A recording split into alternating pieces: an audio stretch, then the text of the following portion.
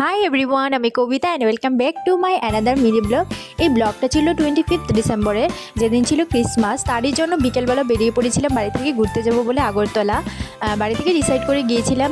আগরতলা একটা নতুন পার্ক খুলেছে এমবিবি কলেজের পাশেই, ইকো পার্ক যেটার নাম। এই পার্কটা ঘুরতে যাব বলে আর সবার থেকে শুনেছি এই পার্কটা নাকি অনেক বড়।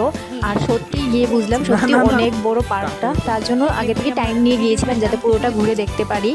ভিতরে এত বেশি জায়গা, মানে কি বলবো তোমাদের, অনেক বড় ছিল এটা। তাই পুরোটা ঘুরতে অনেক টাইম লেগে গিয়েছিল। প্রায় গিয়েছি তো আমরা বিকেলবেলা, কিন্তু একবার বেরোতে বেরোতে সন্ধ্যা হয়ে গেছিলো এই পার্কটা থেকে। সব কিছু বাস হেঁটে সবটা দেখেছি। বাস এই করতে করতেই অনেক পুরো টাইম চলে গেছে। ভিতরে মানে দেখার মতো সেরকম কিছু ছিল না, বাস জায়গাটা অনেক বড় ছিল। আর লেকটা, যেটার মধ্যে অনেক শাপলা ফুল ছিল, যেটা এই জায়গাটাকে আরও সুন্দর করে তুলেছিল। আর পুরোটার মধ্যে সেরকম কোনো রেনোভেট করা হয়নি, বাস রাস্তা বানিয়ে রেখেছে পুরোটা ঘুরে দেখার মতো এরকম রাস্তা। আর চারপাশে জঙ্গল ছিল, সেরকম কোনো এক্সট্রাঅর্ডিনারি কিছু ছিল না যেটা দেখা যাবে। বাস এখনও ভালোভাবে মানে সেরকম ফ্লাওয়ার্স সেগুলো লাগানো হয়নি, বাস নর্মালি রেখেছিল পার্কটাকে। আরও মনে হয় করবে, নতুন খুলেছে তার জন্য। বাস আমি তো পুরোটা জায়গাটাকে ভালোভাবে ঘুরে দেখেছি। আর বাচ্চাদের খেলার জায়গাগুলো সেগুলোকে আমি ভালোভাবে ইউজ করে এসেছি। মানে আমি বাচ্চা হয়ে গেছিলাম পার্কে গিয়ে, সেই জায়গাগুলোকেও মানে বাচ্চাদের মতন খেলছিলাম, পাগলের মতো করছিলাম সব কিছু।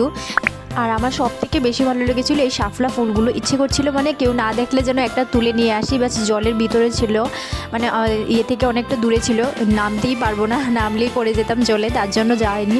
তাহলে তো একটা তুলে নিয়েই আসতাম শাপলা ফুলগুলো।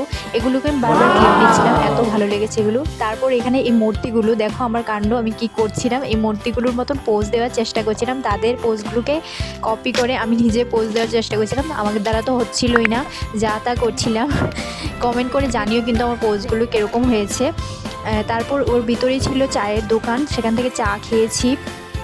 চা খেয়ে আবার একটু ঘুরেছি এই ফর্মিং বেসগুলোতে, একটু দৌড়ে দৌড়ে ভিডিও বানানোর চেষ্টা করছিলাম। আর তখনই আমার সঙ্গে একটা হয়েছিল ঘটনা, যেটা ক্লিপ হয়তো তোমরা প্রথমেই দেখে নিয়েছো। আমি এই ব্রিজের উপরে দৌড়ে ভিডিও বানাতে গিয়ে ধাপুস কেড়ে পড়ে গিয়েছিলাম। আর হাতে অনেকটা ব্যথা পেয়েছি, এত একটা লজ্জা লাগছিল, সবাই আমার দিকে তাকিয়েছিল। এটাই ছিল একটা মজার ঘটনা লাস্টে আমার সঙ্গে ঘটে। চলো টাটা।